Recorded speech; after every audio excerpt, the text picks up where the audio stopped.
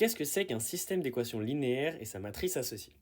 Une équation linéaire, c'est une équation de ce type-là, avec différentes variables qui ont des coefficients, et les variables ne sont pas multipliées ensemble. Donc un exemple, ça peut être une droite par exemple. Ça représente une droite.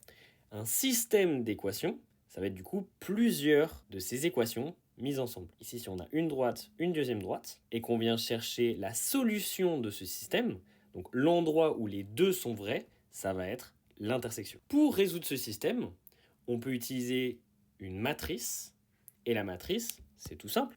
Ça va être dans la première colonne les x, donc on en a 2 en haut et 4 en bas. Ensuite, on va écrire dans la deuxième colonne les y, on va en avoir 3 en haut et moins 1 en bas. Et enfin, on va mettre le résultat ici, dans le dernier vecteur.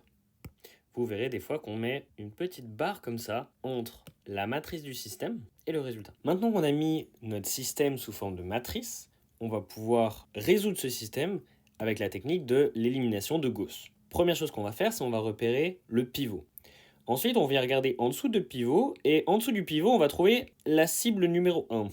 Donc là, notre objectif, ça va être de supprimer ce 4, de transformer le 4 en 0. Pour ça, j'ai le droit de faire des opérations entre les lignes. Donc, ça veut dire qu'une matrice va représenter la même situation si je multiplie toute une ligne par le même nombre. Là, j'ai multiplié la première ligne par 2, ces deux matrices représentent la même situation. Pourquoi j'ai multiplié par 2? Parce que comme ça, le 4 et le 4 ici sont la même chose. La deuxième opération que j'ai le droit de faire, c'est d'ajouter ou d'enlever les lignes entre elles. La première ligne moins la deuxième, et je vais mettre le résultat ici. Donc ici, je vais avoir 4 moins 4, 0, c'est nickel, j'ai éliminé ma cible. Ici, je vais avoir 6 moins 1, donc 7.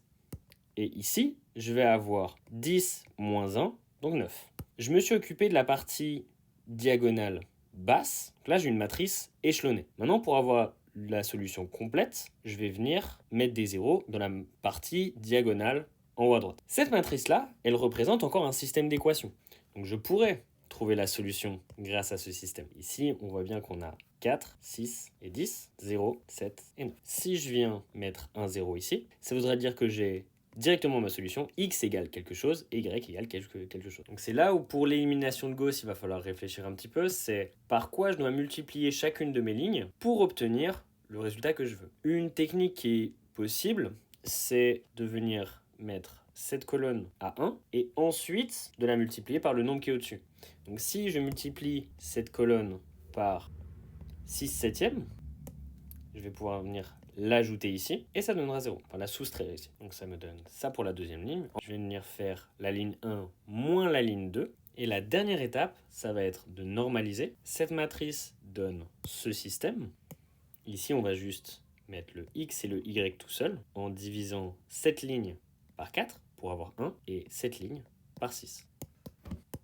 Et une fois que j'ai ma matrice échelonnée réduite, ça me donne directement les résultats, qui sont x égale 4 septièmes et y est égal à 9 septièmes. Si j'ai bien fait mon calcul, quand je vais venir remettre ces résultats dans mon système d'équations de base, ça devrait fonctionner. Donc pour la première, avec x qui vaut 4 septièmes et y qui vaut 9 septièmes, ça me donne 35 septièmes, donc je tombe bien sur le 5 attendu. Pour la deuxième équation maintenant, on va tester est-ce que ça marche. Ça nous donne 7 septièmes, ça donne bien le 1 attendu, donc on a la bonne solution qui est x égale 4 septièmes et y égale 9 septièmes. Donc, si on fait un petit résumé de tout ça, les étapes sont les suivantes. Première étape, on décrit notre problème, notre situation, avec plusieurs équations linéaires. On essaye de les ordonner de façon à avoir les x les uns sur les autres, les y les uns sur les autres, et si on a d'autres variables, de façon similaire. À partir de ce système d'équations, on vient déduire la matrice associée. Une fois qu'on a la matrice associée, on vient faire l'élimination de Gauss. Ça se passe comme ça.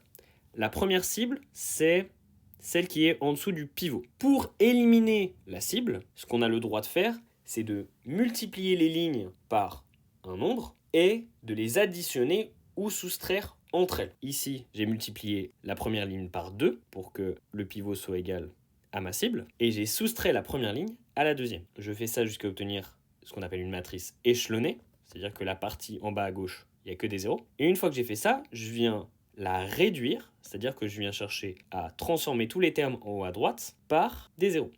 Une fois que j'ai ma matrice échelonnée réduite, j'ai donc le résultat. Et ce résultat, je peux venir le tester en l'implémentant dans mon système de base.